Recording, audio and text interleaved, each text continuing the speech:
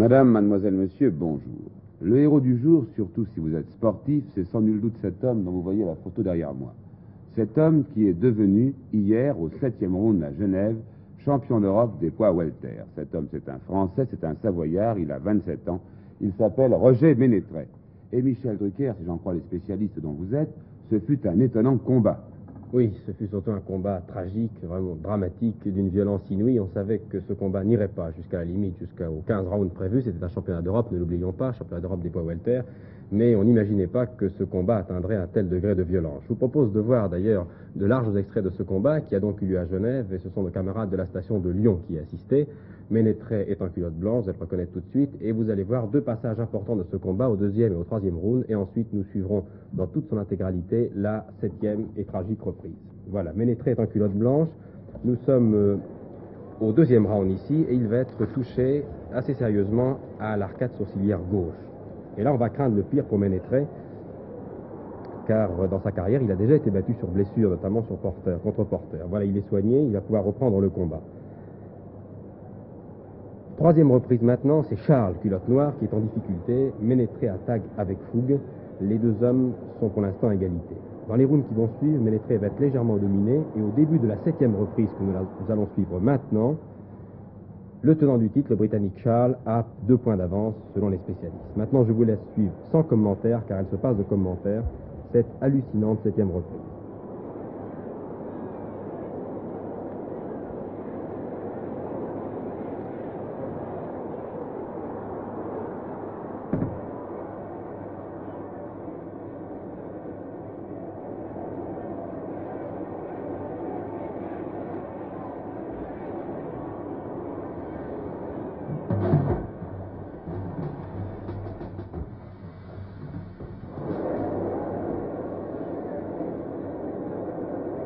Charles, une première fois au tapis.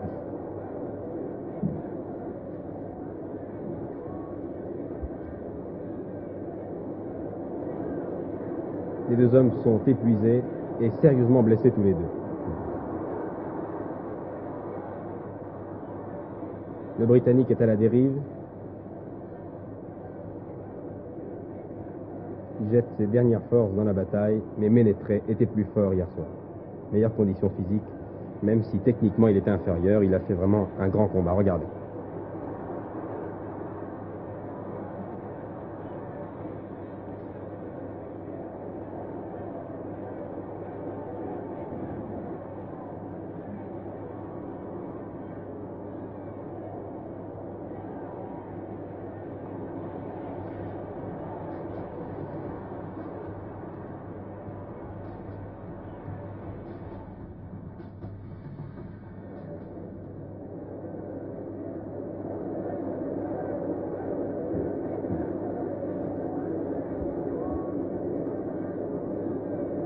Charles n'en peut plus. L'arbitre aurait dû arrêter le combat. C'est l'avis de nombreux confrères qui étaient à Genève hier soir. Car là, le Britannique est en danger. Il est vraiment à la dérive. Et c'est fini. 2 crochets à la mâchoire que nous allons revoir très rapidement. C'est fini. Le Britannique a perdu son titre. Nous allons revoir cette phase décisive, cet instant dramatique.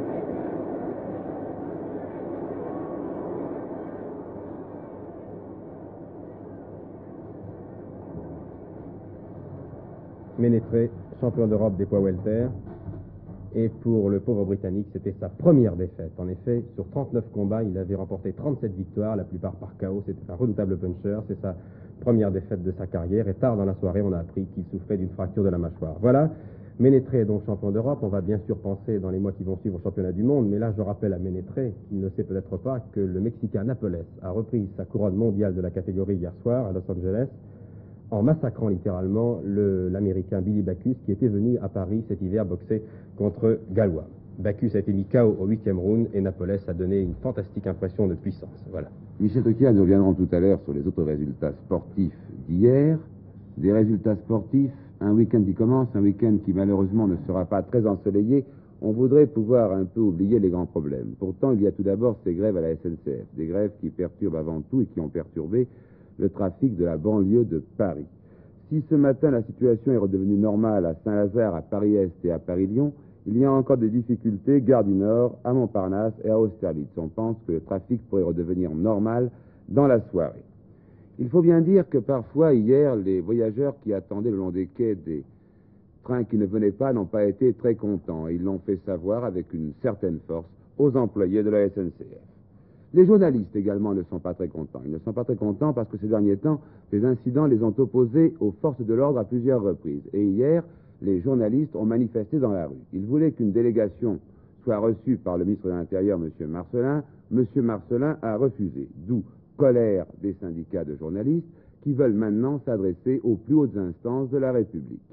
Vous trouverez peut-être que nous accordons beaucoup d'importance à ces problèmes qui touchent notre profession, mais nous pensons que derrière ces problèmes, derrière ces conflits qui nous ont opposés aux forces de l'ordre ces derniers temps, se pose en fait tout le problème de la liberté de la presse, et nous pensons que c'est un problème qui concerne aussi bien les journalistes que vous tous qui nous lisez ou qui nous écoutez. Un congrès ce week-end, celui de la CGC, de la Confédération Générale des Cadres, et pour M. Malter, le président de la CGC, un grand problème, la séquestration des cadres. En effet, de plus en plus, lorsqu'il y a des grèves en province, les ouvriers en colère ont pris l'habitude de séquestrer un peu soit leurs patrons, soit les ingénieurs. On retient les patrons, on retient les ingénieurs dans les locaux, on ferme les portes, on les oblige à rester sur place. C'est un problème qui préoccupe M. Malter et les dirigeants de la CGC. M. Malter en a parlé avec François-Henri de Virieu. Nous sommes très sensibles à toutes les séquestrations, à toutes les prises d'otages et qui ont lieu actuellement dans les usines, et nous estimons que c'est une atteinte au principe de la liberté individuelle, car la Confédération des cadres a été créée justement pour défendre la liberté syndicale à un moment où il était rare que les cadres soient syndiqués. Et chaque fois que l'on touche à ce principe fondamental qu'est la liberté, immédiatement, dans notre milieu, il y a une réaction qui actuellement est très véhémente.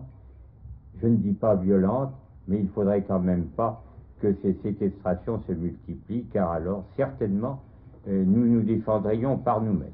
Ça veut dire quoi, ça? Ça veut dire pratiquement que si nous ne pouvions pas compter sur les pouvoirs publics pour faire respecter l'ordre, si nous ne pouvons pas compter sur le patronat, qui est quand même responsable de l'ordre dans les entreprises, à partir de ce moment-là, il faudrait bien nous défendre nous-mêmes.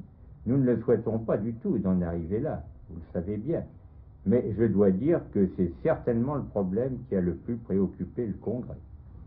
On a un peu le sentiment que vous n'avez plus d'affinité, bien que vos buts soient fondamentalement différents, avec la CGT qu'avec la CFDT. C'est-à-dire, je n'irai pas jusqu'à dire que c'est un allié.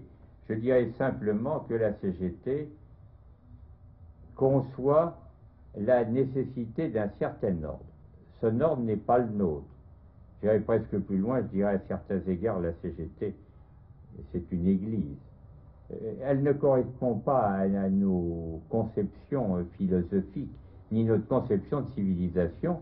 Seulement, ce n'est quand même pas le désordre ni l'anarchie. Et nous sommes fondamentalement opposés au désordre et à l'anarchie. Monsieur, vous reprochez à la CFDT de pratiquer une politique systématiquement anti-cadre. Oui, qu'entendez-vous par là? Et nous entendons par là essentiellement le fait que chaque fois qu'il y a une attaque qui est menée contre les cadres, la CFDT la soutient. On l'a encore vu dernièrement au Conseil économique. On avait déposé un amendement qui n'avait rien d'incendiaire, qui consistait à dire qu'il n'y avait aucune raison qu'on se penche sur le problème de toutes les catégories sociales, sauf sur nos propres problèmes. Il y a eu un vote unanime du Conseil économique, sauf la CFDT qui a voté contre. La CGT elle-même s'est abstenue, visiblement elle était gênée. Et je pourrais vous citer le cas également des séquestrations d'entreprises dont on parlait tout à l'heure. Opération de police cette nuit à Paris, à Pigalle, à Saint-Germain-des-Prés, à Montparnasse. Les inspecteurs de la brigade mondaine, sous la conduite du commissaire Le Payanter, sont partis à la chasse aux trafiquants et aux consommateurs de drogue. Une quarantaine de personnes ont été interpellées, 6 au moins d'entre elles seront déférées au parquet pour poursuite. Elles étaient en possession, au moment de leur arrestation, de drogue sur elles. La drogue, vous le savez, c'est un des grands problèmes de notre temps, Et ce qui s'est passé hier en Espagne donne quand même une idée de ce que couvre le trafic de la drogue. Hier en Espagne, près de Valence, les inspecteurs, les policiers espagnols ont arrêté une voiture. À bord de cette voiture, il y avait 118 kilos d'héroïne. 118 kilos d'héroïne que sans doute les trafiquants de jeunes Français, enfin jeunes Français et jeunes Françaises, voulaient transporter jusqu'en Amérique. Or, 118 kilos d'héroïne, cela veut dire 220 millions de francs de bénéfices pour les trafiquants. Mais 118 kilos d'héroïne, cela veut dire aussi des milliers et des milliers de drames. Les passionnés d'aviation doivent se dépêcher. C'est le week-end de clôture du Bourget, du Salon du Bourget. Un week-end qui va se clôturer en apothéose, puisque patrouille de France, grand meeting aérien, les avions géants sur la piste, le spectacle va être impressionnant. Mais au Bourget, également, on travaille, comme vous le rappelle cette photo. C'est ainsi que ce matin, M. Debré, le ministre français de Défense nationale, a signé avec M. Soames, l'ambassadeur de Grande-Bretagne en France, un accord fort important. Un accord qui porte sur la fabrication d'un nouveau missile en commun, en fabriquant en commun, France et Grande-Bretagne, ce missile qui s'appelle Exocet. C'est un missile mer-mer, et Jean-Pierre Mitois, je crois que cet accord est très important. En effet, Alain Cancès, l'Exocet, vous envoyez la maquette, a fait l'objet d'un très important contrat qui a été signé ce matin au Salon du Bourget par M. Debré, ministre d'État chargé de la Défense nationale, et M. Christopher Soames, ambassadeur de Grande-Bretagne. Signature, vous allez le voir, qui s'est déroulée dans la bonne humeur. Je ne manque pas de livre, n'est-ce pas? Je l'ai lu, j'ai trouvé une erreur. Ah, vous avez trouvé une erreur. Ah non, c'est sûr. J'avais trouvé aussi. Ce contrat porte sur la fourniture de 300 missiles Exocet réalisés par l'aérospatiale et l'électronique Marcel Dassault. Précisons que l'industrie britannique participera pour 17% à sa production. Mais tout d'abord, qu'est-ce que l'Exocet? Un petit film va vous nous le montrer. Il a été pris au cours d'essais réalisés à partir de plateformes maritimes et terrestres. L'Exocet est un missile mer-mer qui est tiré à partir de simples vedettes. On l'appelle la terreur des amiraux en raison de ses caractéristiques qui le rendent particulièrement redoutable. En effet, après son lancement, il monte à une trentaine de mètres et redescend aussitôt, presque au ras des vagues, pour filer vers la cible qu'il a en mémoire. Cela lui permet d'échapper notamment à la détection radar. Sa portée de 40 km assure l'impunité aux bateaux lanceurs. Le programme Exocet a été lancé en 1968 après la destruction du destroyer israélien Eilat. À l'heure actuelle, il a été commandé par la Grèce, l'Allemagne fédérale, la Malaisie, le Pérou et maintenant la Grande-Bretagne. Mais le marché va s'élargir encore car il risque d'intéresser tous les pays côtiers. À vous, Cognac G. Merci, Jean-Pierre Mitois. René Barthélemy, un nom qui ne vous dit peut-être rien. Et pourtant, sans René Barthélemy, vous ne seriez sans doute pas en train de regarder votre poste de télévision. Car René Barthélemy est un de ces hommes qui a inventé, qui a mis au point la télévision. Une invention qui, somme toute, on l'oublie parfois, à peine 30 ans. La commune de Montrouge a voulu rendre hommage à René Barthélemy, en donnant son nom à une rue, et bien entendu, François de Closet s'est associé à cet hommage. Cet homme regarde la télévision. En 1971, c'est banal, mais ce 14 avril 1931, c'était extraordinaire. Pour la première fois en France, on découvrait l'image télévisée. L'homme qui avait conçu et organisé cette démonstration, c'était René Barthélemy. En 2 ans de travail acharné dans son laboratoire de la Compagnie des Compteurs à Montrouge, il avait réussi les premières transmissions d'images. Montrouge a honoré le père de la télévision française. Une rue de la ville portera désormais son nom. Une exposition permet de retrouver ses ancêtres des caméras et des téléviseurs. Voici la première cabine de speakerine, la pose de la première antenne au sommet de la Tour Eiffel, les premiers studios. Enfin, chaque progrès fut marqué par les découvertes et le travail de René Barthélemy. Ainsi réussit-il à passer de ses premières images de 30 lignes à cette mire de 180 lignes, enfin cette image de 450 lignes et jusqu'à 1029 lignes. À Montrouge, rue Barthélemy, c'est là que la télévision française est née. Ce serait sans doute vous faire injure que de vous rappeler que c'est demain la fête des mères. S'il est une fête qu'on n'oublie pas, c'est bien celle-là. Ce matin, au Palais de l'Élysée, M. Pompidou, le président de la République, a reçu 14 mères de familles nombreuses, de familles de plus de 10 enfants. Et à Toulouse, nos camarades du centre régional ont regardé vivre l'une de ces familles. Voici la ferme qu'exploite à Vezac, dans les Hautes-Pyrénées, M. Jean Paillet et Yvonne, son épouse. Et c'est là que tous deux ont appris qu'ils allaient franchir les portes de l'Élysée ce samedi 5 juin, afin d'y recevoir des mains de M. Georges Pompidou, président de la République, la médaille d'or de la famille française. M. et Mme Paillet, qui n'ont jamais quitté Avezac, ont accueilli cette nouvelle avec joie, mais aussi avec surprise. On a été très surpris d'apprendre cette nouvelle. Vous l'avez appris comment? Nous l'avons appris, c'est M. le maire qui est venu nous le dire, et puis on nous a envoyé une lettre du ministre de la Santé publique à Paris. Vous êtes marié depuis combien de temps, M. et Mme Paillet? 25 ans. 25 ans, et vous avez combien d'enfants? 13. 13 enfants. Quel est l'âge de l'aîné? 25 ans. 25 ans, et le plus jeune? 1 an. 1 an. 13 mois, quoi. Quels sont les prénoms de vos enfants, Mme Paillet? Gérard, Josette, Michel, Denise, Marie-Françoise, René, Nicole, Gilbert, André, Frédéric, Nathalie, Carole et Valérie. Je voudrais savoir si vous estimez que tous les Français devraient, comme vous, avoir une famille nombreuse. Non. Non, pourquoi? Non. C'est dur. C'est très difficile. Oui, c'est très difficile d'élever une famille nombreuse, parce que nous avons une petite propriété. Combien d'hectares? 7 hectares environ. 7 hectares, oui. Oui. Ça ne poserait pas de problème si nous avions 400 hectares, je suppose. Alors, il faut essayer de faire une situation pour tous les enfants. Que fait votre aîné? L'aîné, il est maçon. Ma fille, elle est employée de banque, elle est mariée. Michel, elle est mariée également. Son mari travaille à l'Arsenal, à Tarbes.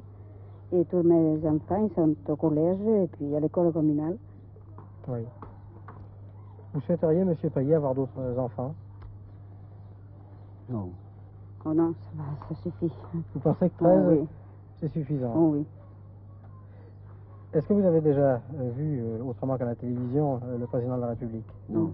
Nous n'avons jamais vu le président de la République. Alors vous êtes un peu ému à l'idée d'aller à l'Élysée?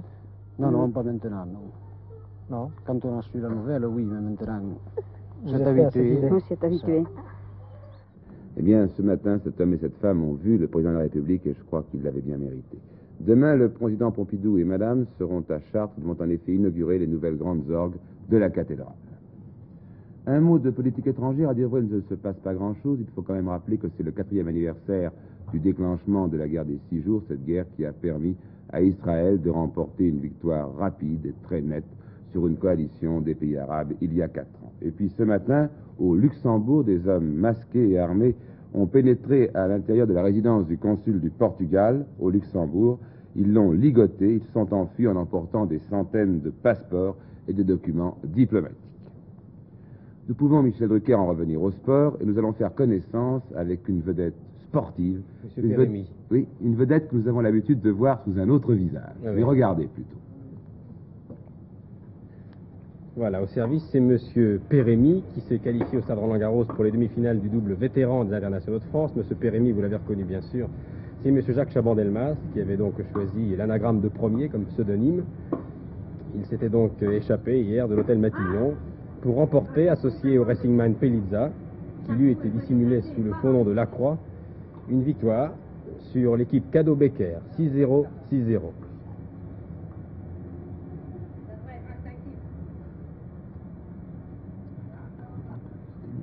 Voilà, notre Premier ministre n'a pas été seulement un excellent 3/4 en rugby, c'est aussi un très bon joueur de tennis, très bon joueur de deuxième série.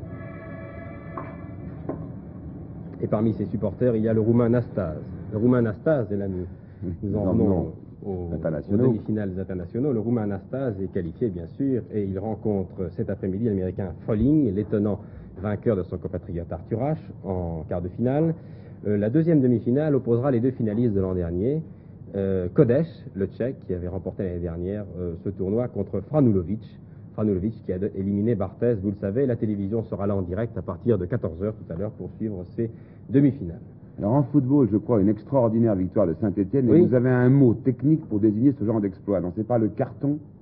Oui, enfin là, c'est plus qu'un carton. 6 buts de Keita, c'est vraiment étonnant. En tout cas, la fin du championnat de France de football de première division va être passionnante. Saint-Étienne ou Marseille, telle est la question. Ce matin, la cote de Saint-Étienne remonte. Les Stéphanois ont infligé un 8-0 retentissant aux pauvres Sedanais qui sont menacés, vous le savez, de relégation en division inférieure. 8-0, c'est un score fleuve et 6 buts de Keita, ce qui permet à Keita de devenir le meilleur buteur européen. Il passe devant Skoblar, son adversaire de Marseille. Je vous propose de voir tout de suite ce festival Keita. Nos camarades de la station de Lyon n'étaient pas seulement à Genève pour la boxe, ils étaient aussi à Saint-Étienne hier soir. Voici leur reportage. Saint-Étienne, à droite sur votre écran, n'a fait qu'une bouchée de Sedan hier soir au stade Geoffroy-Guichard. Tout a commencé à la 22e minute. Regardez, exploit personnel de Keita, tir et but.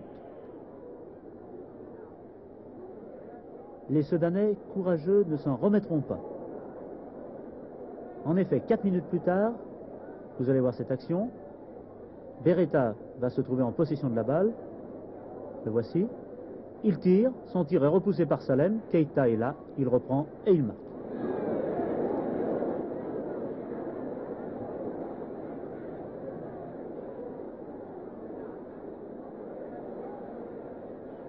« 2-0. 3 minutes avant la mi-temps, une action fulgurante des attaquants stéphanois. Keita arrive à toute vitesse et il entre dans le but de Tordo. 3-0, c'est d'ailleurs le score à la mi-temps.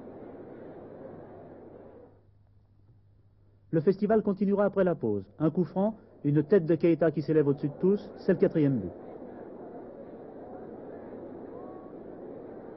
Et Keita laisse éclater sa joie. À la 70e minute, Herbin avancé, tire de loin, 25 mètres, dans la lucarne. Tordo est battu pour la 5e fois.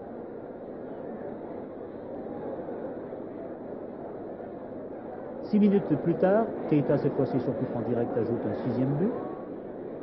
Il a passé le mur. 6-0, c'est un but de Keita. Un coup franc de Parison. Et l'avant-centre stéphanois est encore là pour achever son festival. 7-0. Enfin, à 2 minutes de la fin, sur un centre de Parison ici, la balle est détournée par Tordo dans les pieds de Saramagna qui a remplacé Beretta. Tir de demi-volée. 8-0. Tout Saint-Étienne attend maintenant le résultat de Marseille ce soir à Nice.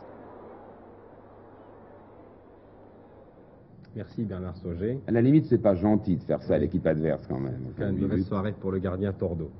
Oui, ce soir, en effet, Marseille joue à Nice. Ce n'est pas un match facile. Nous attendrons aussi ce match. Pour l'instant, Saint-Étienne a repris la tête du championnat avec 48 points. Mais un match en moins, bien entendu, un match en plus, puisque Marseille joue ce soir. Parmi les autres rencontres importantes, celles qui concernent les équipes menacées, Rennes-Valenciennes, Bastia-Lyon et Strasbourg-Angers. Enfin, en cyclisme, le midi libre avec et toujours Merckx. C'est devenu une habitude depuis 3 ans, malheureusement.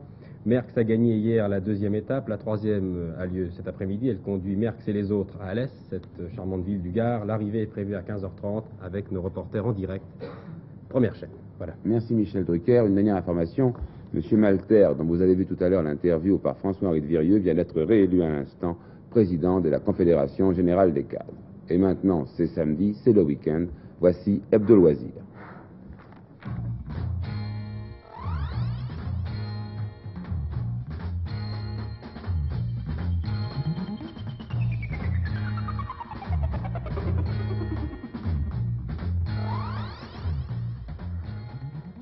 Et des loisirs, Jean Berthaud, consacrés pour beaucoup d'abord à préparer le tiercé. Un tiercé prestigieux, le Jockey Club. Oui, c'est formidable. Le Jockey Club, c'est notre derby, c'est à nous autres Français. Il y aura 14 partants seulement parce qu'il y a eu des retraits, des forfaits ce matin. Il y a le forfait de Basileus, cheval de la comtesse Battiani, qui ne prend pas part à la course, de même que 2 concurrents anglais dont le nom est Midden et Fairward. Alors je vous signale qu'il y a pour l'heureux propriétaire 900 000 francs, c'est-à-dire 90 millions anciens, plus quelques petites sommes supplémentaires pour le propriétaire du vainqueur. C'est une magnifique épreuve, d'autant plus qu'elle se déroule à Chantilly et qu'il y a le cadre magnifique des écuries, du château, qui nous permet de passer une journée merveilleuse. Alors pour ce derby français, à mon point de vue, très facile.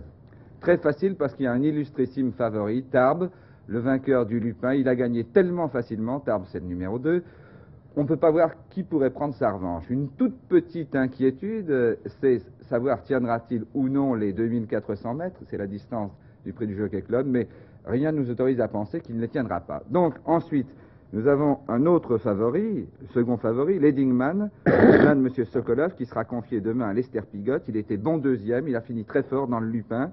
Et on ne peut voir dans cette arrivée guère que des chevaux du Lupin. Thoiry, le numéro 8, qui a été assez malchanceux, il était gêné, enfin, son entraîneur Cunnington Jr. pense qu'il prendra sa revanche, c'est un bon poulain qui appartient à Mme Rive. Ensuite, on peut voir également Marché Persan, qui lui a été battu de très peu, c'est un Lescal, la grande forme des Lescales, il aura la chance d'être monté par Yves Saint-Martin pour la première fois. On peut espérer que dans une grande épreuve, c'est valable. Alors derrière, Réfic, le Matais, numéro 5, Réfic, qui doit se racheter. Et puis, une seule inconnue dans cette course, c'est Tourangeau, Vertemer, entraîné par Alekid. Tourangeau, 2 sorties, 2 victoires. Quelle est exactement sa pointure? Nous le saurons demain. Et puis aujourd'hui, a lieu à Epsom. Oui, parce que vous nous parlez du Jockey Club, vous êtes revenu à Paris, mais vous venez de faire des infidélités pendant 8 jours. Vous êtes allé à la semaine anglaise à Epsom, non? Je suis resté 2 jours, moi, seulement. La semaine anglaise se termine, la grande semaine d'Epsom se termine aujourd'hui avec les Oaks, c'est-à-dire le prix de Diane, c'est le prix de Diane. Et il y a 2 concurrentes françaises qui ont une très bonne chance de l'emporter. C'est La Manille, qui est entraînée par Miguel Clément, qui sera montée par Yves Saint-Martin, et puis Morana, encore une Vertemer, entraînée par l'équipe, qui sera montée par Freddy. Alors nos 2 jockeys vedettes sont là-bas aujourd'hui. Et puisque nous parlons d'Epsom... Dites-moi, Epsom, c'est des courses de chevaux, bien entendu, mais c'est aussi un peu une fête, non? C'est un événement en Grande-Bretagne. Ah oui, c'est un événement. Moi, je trouve que c'est tellement particulier. Nous avons regardé, Dominique Merlin et moi, voilà, il suffit d'ouvrir les yeux. Voilà ce que nous avons vu le jour du derby. Dès 5 heures du matin, des pancartes, tout est organisé, tout est prévu. Ce sont des gens très rigoureux, les Anglais. On sait où il faut parquer les voitures, on sait où on doit s'installer. Il y a même, vous allez le voir, une poste pour les gens qui ont pu s'installer longtemps à l'avance. Et déjà des boutiques, de quoi manger. Mais la grande foule commence à arriver à partir de 8 heures. 8 heures du matin? 8 heures du matin, oh oui, parce qu'il y a une fête foraine, mais vous trouverez partout, voilà, ces gens s'installent. Là, il n'est encore que 7 heures. 7 heures, voilà, les premières... il y a déjà des voitures, il y a déjà de la voiture. Et puis alors, il y a un côté Kermesse 24 heures du Mans, un côté foire du trône. Voilà, là, c'est 9 heures. Il y a vraiment du monde. Il y a de tout dans cette foule. Ce ne sont pas des gens, pas seulement les gens riches ou les gens qui viennent voir le cheval. Ça, c'est la grande fête. C'est un Luna Park aussi, c'est un petit côté Luna Park, oui. Mais il y a des manèges exceptionnels. Vous allez voir celui qu'on appelle là les plus beaux chevaux de bois du monde. C'est écrit dessus. Les chevaux, quand même, ne sont pas tous en bois. Regardez, il est immense, ce manège.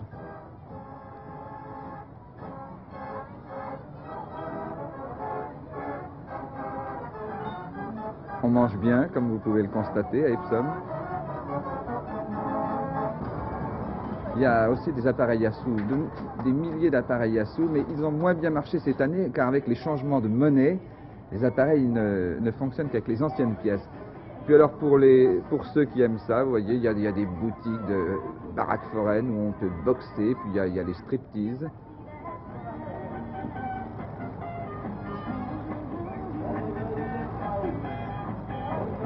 Spectacle pour adultes seulement, comme vous pouvez voir.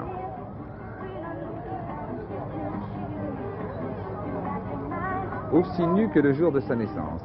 Mais ça, c'est à l'intérieur. Il faut payer pour voir.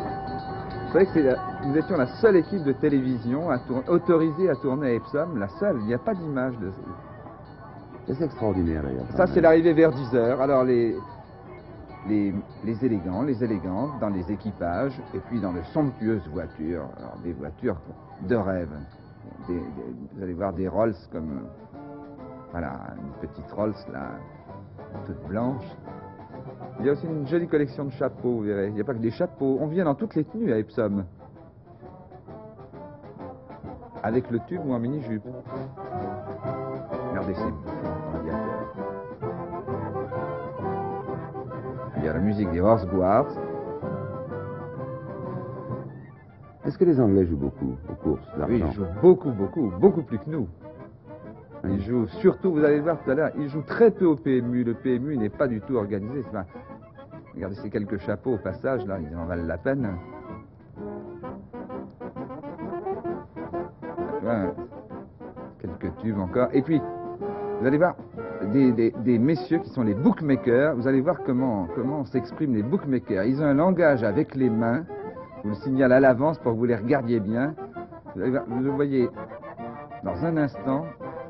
Ça, c'est la musique, bien entendu. La piste du derby. Vous allez voir ce monsieur-là. Tout de suite derrière, il fait des signes, voilà, avec ses gants blancs. Voilà, on lui répond. Et ce sont les nouvelles cotes. Prends des paris à telle cote. Et tout, c'est un langage que eux seuls comprennent.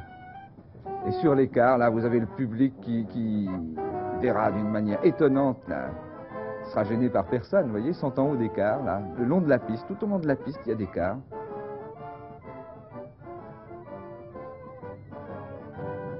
Et puis nous allons avoir dans quelques instants l'arrivée de Sa Gracieuse Majesté, la Reine d'Angleterre. Elle est dans la première voiture, c'est une Rolls spéciale très haute pour pouvoir permettre le port du chapeau de forme, vous voyez. Elle est accompagnée du prince Philippe, de sa fille, la princesse Anne, de la reine-mère, vous voyez votre serviteur à droite. Et après que la reine aura serré quelques mains, celles des officiels, nous aurons droit au God Save the Queen, et puis la fête pourra commencer, les courses pourront avoir lieu.